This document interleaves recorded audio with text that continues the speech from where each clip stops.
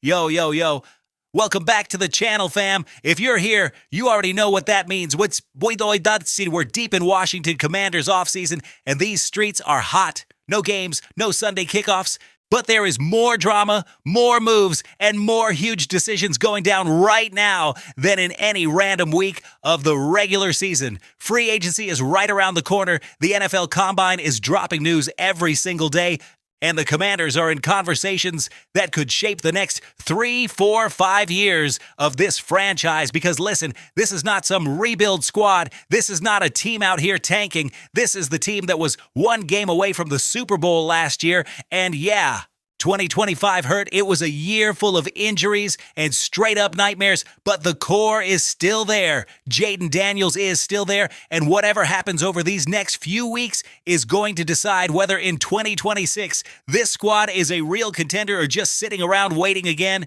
Today, we've got 3 stories that are directly tied to that future, so no more wasting time. Let's get right to it because the Commanders' time is coming, fam. Buckle up. News number 1, Bears might trade DJ Moore. Commanders have to get in that mix. Bro. Let's start with what really matters today because this is the kind of opportunity the Commanders cannot let slide. Insider Jordan Schultz, and that dude has sources in every corner of the league, reported that the Chicago Bears have been getting calls on DJ Moore. And not just that, the belief around the league is that Moore is available for the right price.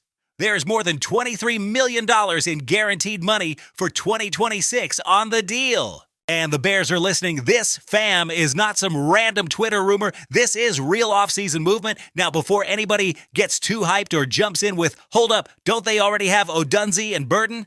Let me lay out exactly why Chicago is ready to move off Moore. First, the chemistry with Caleb Williams just never hit. In 2 seasons together, we never saw that explosive connection everybody was expecting.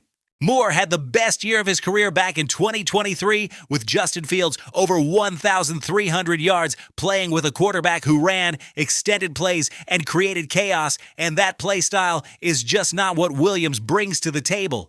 Second, the Bears are sitting on an entire new wave of talent at receiver, Rome Odunze, Luther Burden at wideout, and Colston Loveland at tight end. They've got young talent, they've got draft capital invested, and Moore with more than 23 million guaranteed turns into a roadblock for what they're trying to build. Bro, that right there is called cap management, and the Bears are doing what makes sense for them.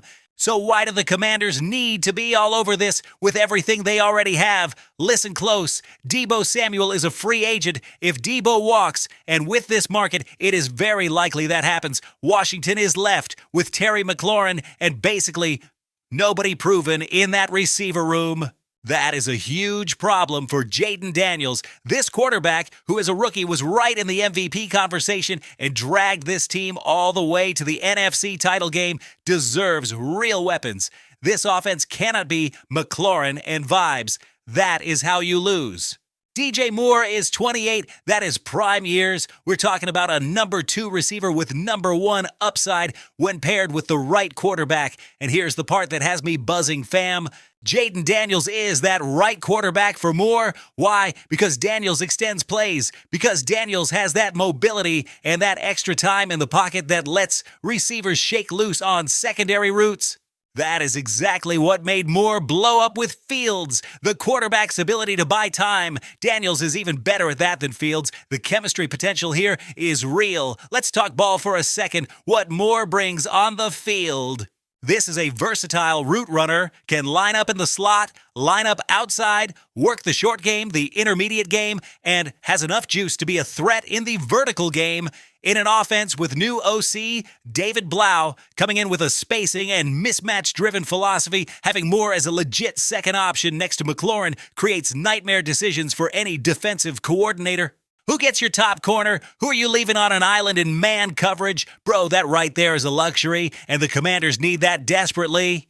Now we have to talk cost, because more than $23 million guaranteed is no joke.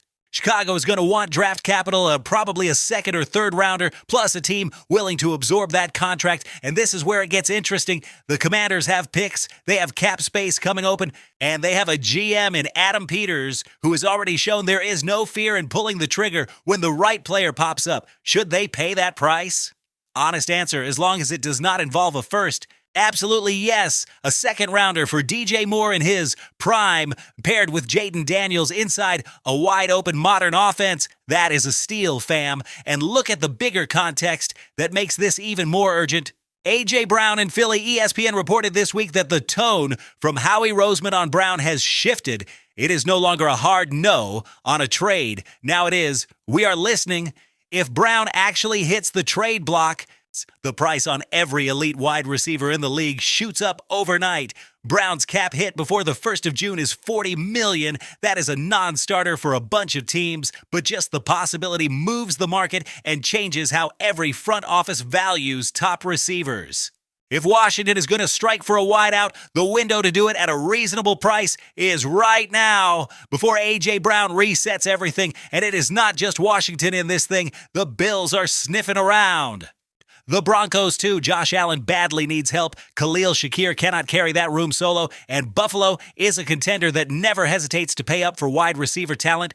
Denver has Bo Nix in year 2 with a receiver room that is basically Cortland Sutton and nothing but question marks. The competition for Moore is going to be real. That means Washington cannot sleepwalk through this one. Adam Peters needed to have that call made yesterday. Speaking as someone who has watched this franchise suffer for decades, the quarterback is in place, the coach is in place, there is still momentum from what got built in 2024. All that's left is surrounding Jaden Daniels with real, legit weapons. DJ Moore at 28 with that athleticism, that experience, and that upside with a mobile quarterback. Fam, that is exactly what the doctor ordered. Make the call, Adam Peters. Make the call. Okay, bro, breathe. That was story 1, and I am already sweating, but hang tight because the next one is just as tied into building around Jaden Daniels, and this time we are talking about the tight end market, and the Commanders have a very specific name circled. News number 2, Washington Commanders' best landing spot for Isaiah.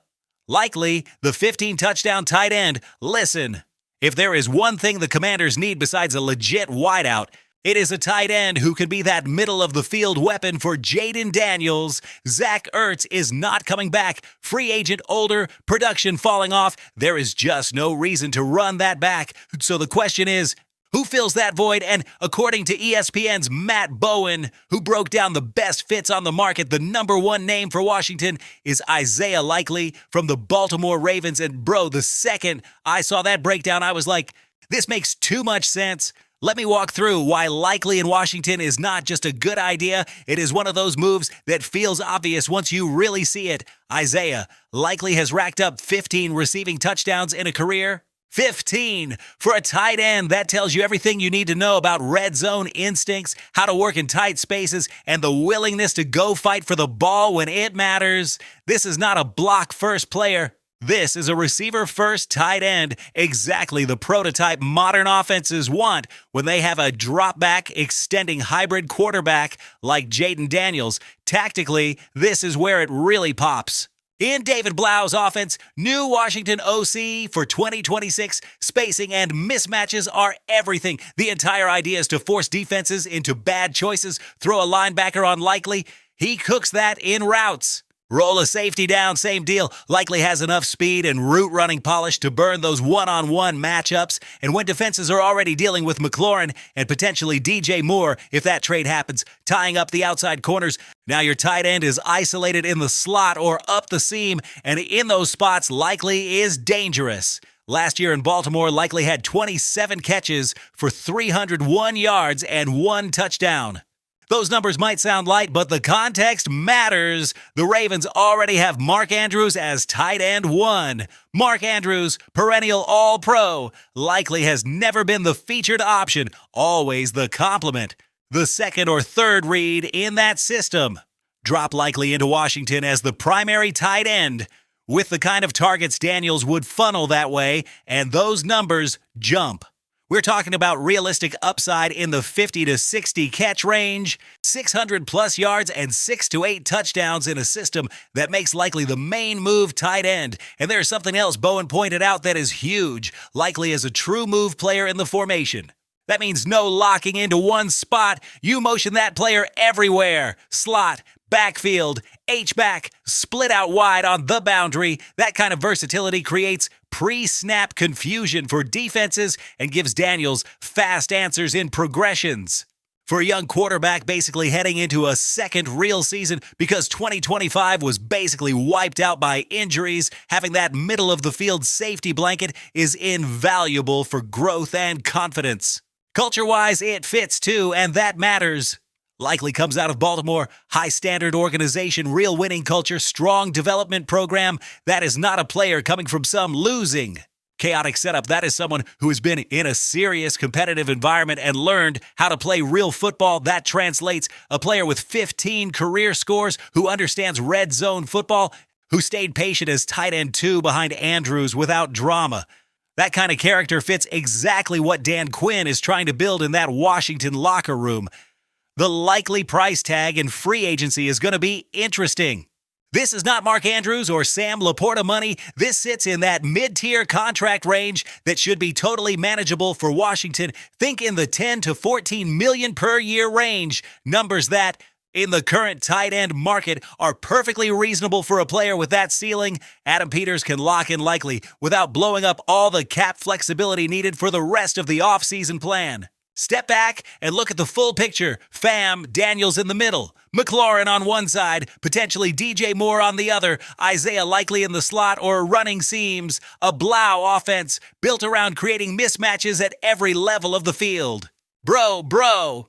That is a contender's offense. That's an offense that can hang 30-plus points on any given night. That is what gets dropped on teams that dare line up across from Washington in 2026. Washington has to make this move. Isaiah likely in burgundy and gold is not just a fan wish list move. It is logical, it is tactical, and it is smart money. That is the kind of signing that turns a promising offense into a straight-up dangerous unit.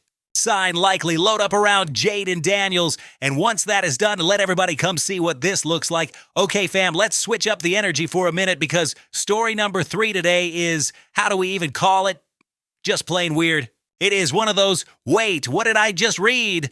Kind of stories, and it has backup quarterback Marcus Mariota right in the middle of it. Yeah, that Marcus Mariota, the one who suited up for Washington these last 2 seasons. Listen. News number 3 might be Marcus Mariota predicted to step in for Patrick Mahomes, Commanders backup, heading to Kansas City. Bro, when I saw this headline, I had to read it like 3 times. Marcus Mariota, Patrick Mahomes, Kansas City Chiefs in the same sentence. With no context, that sounds like some random internet joke, but once you get the full story, it actually turns into something pretty fascinating, and it says a lot about where the NFL is right now and what the Commanders lived through in 2025. Start at the beginning. Patrick Mahomes tore the ACL and LCL in Week 15 of the 2025 season against the Chargers. The Chiefs, the most dynasty-like team of this past decade, 5 Super Bowl appearances, 3 rings between 2019 and 2024, finished 6-11 in one of the ugliest seasons in recent franchise history. Without Mahomes playing well or playing at all, that machine just falls apart.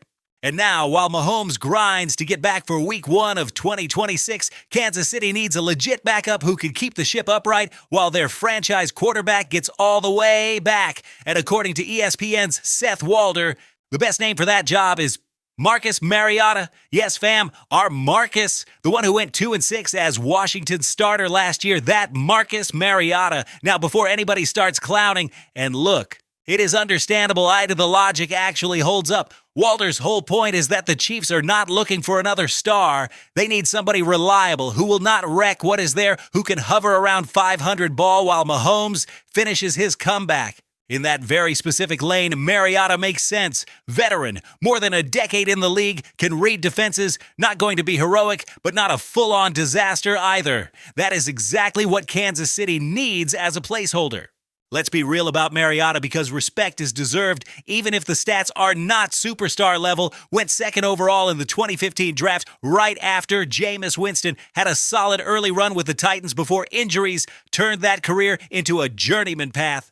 With Washington in 2025, posted 10 touchdowns against 7 picks, which is fine for a backup thrown into a starting role. Best game came against the Denver Broncos, 28 of 50. 294 yards, 2 touchdowns, 1 pick, plus 55 rushing yards on 10 carries, and a 27-26 overtime loss. That is a Warrior stat line right there. Did not get the win, but laid everything out against one of the top defenses. Greg Allman from Fox Sports nailed it with a line that is both hilarious and brutal. Mariota is a good indicator of how thin the free agent market is at quarterback.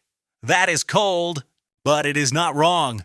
Since 2019, Mariota is 9-17 as a starter, hardly inspiring, but is still literally the 3rd or 4th best quarterback on the open market. That says more about how empty the free agent QB shelf is than anything else.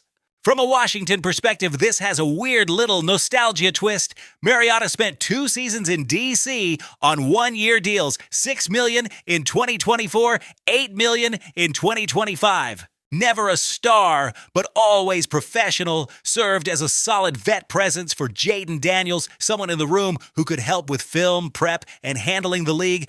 Every report out of the locker room was positive about the attitude and the willingness to help the young quarterback. And when it was time to step in and play, yummy behind what every metric said was the worst defense in football in 2025, Mariota did it without whining and with some dignity. Now, for the part that really hits for Washington fans, 2025 was a full-blown train wreck season. Daniels missed 10 games with injuries. Terry McLaurin missed 7 games right after signing that $97 million 3-year extension.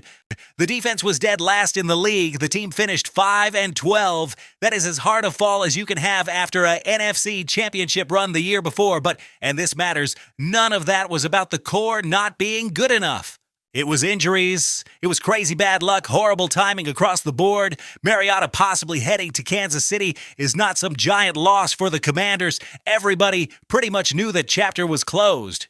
But it is one of those odd stories because it means the former backup in Washington could be in the national spotlight trying to keep the Chiefs alive until Mahomes is truly ready.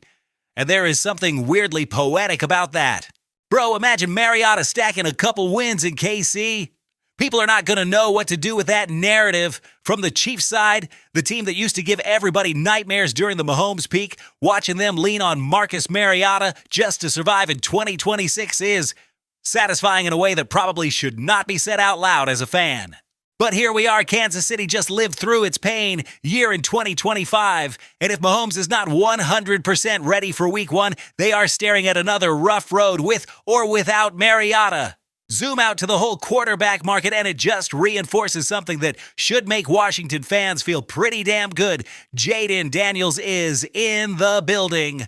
While Kansas City is out here hunting for a good enough placeholder until their star gets back, Washington already has the most electric quarterback in the league when healthy. While Mahomes spends days rehabbing, Daniels is in the film room getting ready for what could be a legendary bounce-back season. The gap between these two franchises when it comes to long-term quarterback security is wide, fam, and that should feel good. Mariota, all the best wherever the next stop is. Appreciate the 2 seasons. Appreciate keeping things steady when everything else around you fell apart. If that next stop really is Kansas City, hey, just try not to win too many games, okay? Asking that with love, bro. Fam, what an insane offseason we are living through. And it is only February. We still have weeks until free agency even kicks off, and we already have DJ Moore potentially on the trade block, Isaiah Likely being circled as the perfect tight end for Washington, and our former backup getting projected as the one trying to keep the Kansas City Chiefs from falling into total chaos. All of this while our quarterback, Jaden Daniels, sits there hungry and patiently waiting for that revenge tour. Look at the whole picture because it is flat out beautiful when you really step back. The Commanders have the coaching staff, they have the quarterback, they have a true number 1 receiver in Terry McLaurin. They have cap space and a GM who knows how to make smart, aggressive moves. All that is missing is execution this offseason, bringing in the right weapons, making the right calls, and surrounding Daniels with the talent needed so that 2026 becomes the year this franchise finally makes that real jump. If Adam Peters pulls off a trade for DJ Moore and signs Isaiah Likely, fam, we are talking about an offense that can go toe-to-toe with anybody in the NFC. And for those who have been suffering with this team for years, That is something nobody even dreamed about 4 years ago. 2026 is coming, Washington. The Commanders' time is here. Subscribe to the channel if you want to ride through every offseason move with breakdowns, hype, and that real fan energy you only get right here. Drop a like if you think the Commanders need to go get DJ Moore, and hit the comments. Are you giving up a second rounder, a third? What are you willing to put on the table? Talk to me. We build this conversation together. HTTR fam, see you in the next video. Washington is coming.